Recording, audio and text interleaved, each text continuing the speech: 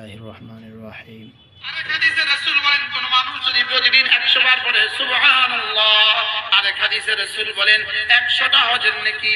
সুবহানাল্লাহ কয়টা পেলাম?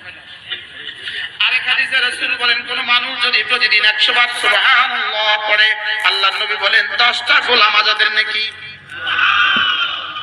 সবগুলো মিলান তো দেখি কি পরিমাণ নেকির ব্যবস্থা রেখে দেওয়া আছে।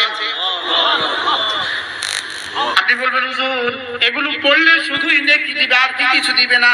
বান্দা যখনই কোনো নেক আমল করে ওয়াইলাইহি ইয়াসাদুল কালিমুত তাইয়্যিব, এই নেক আমলটা সোজা সাজিম উঠে যায়। রব্বে কারীম এটাকে দুই ভাগে ভাগ করেন, এক ভাগ পাঠিয়ে দেন জমিনে, আরেক ভাগ পাঠিয়ে দেন জান্নাতে।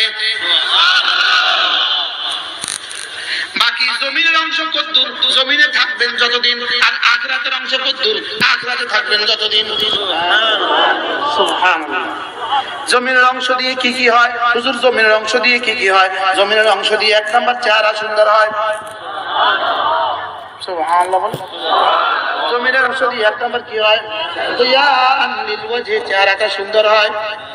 2 নাম্বার নূরান লিল কলবি, হৃদয়টা আলোকিত হয়। 3 নাম্বার সাবান ফিল মাস, তার জীবনে বরকতে বরকতে ভরে যায়। 4 নাম্বার সিহাতান ফিল বদন, শরীরটা সুস্থ থাকে। 5 নাম্বার মুহাব্বাতান ফি কুলুবিল খালকি, মানুষের কলিজা কলিজা তার ভালোবাসা সৃষ্টি হয়। এইভাবে 78টা পুরস্কার আমরা এই বইয়ের মধ্যে লিখে দিয়েছি।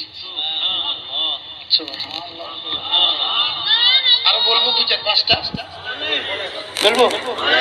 আন্নাহা ইউরদির রহমান, এটা রব্বে কারীমকে খুশি করে দেয়।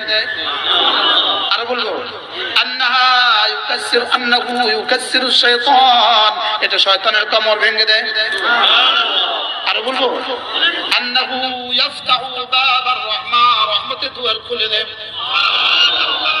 সুবহানাল্লাহ কি। আর বলবো এটা দুশমনকে বন্ধু বানিয়ে দেয়। আর বলবো এটা গরিবকে ধনী বানিয়ে দেয়। আর বলবো এটা না বাদশা বানিয়ে দেয়, বাদশাহী ছাড়া। বলেন বাদশাহী ছাড়া বাদশা বানিয়ে দেয়। আন্নায যিকরা ইয়াজআলুদ যাকিরা সুলতানান বিলা মুলকিন, জিকির জাকিরকে বাদশা বানিয়ে দেয় বাদশাহী ছাড়া। আন্নায যিকরা ইয়াজআলুদ যাকিরা গানিয়ান বিলা মাল, মাল ছাড়া ধনী বানিয়ে দেয়, মাল ছাড়া ধনী বানিয়ে দেয়। এজন্য আমাদের ইমাম সাহেবদের বেতন 12,000, কিস্তি নাই 1 টাকা। আর আপনাদের যাদের বেতন 10 লাখ, তাদের কিস্তি আছে 70টা।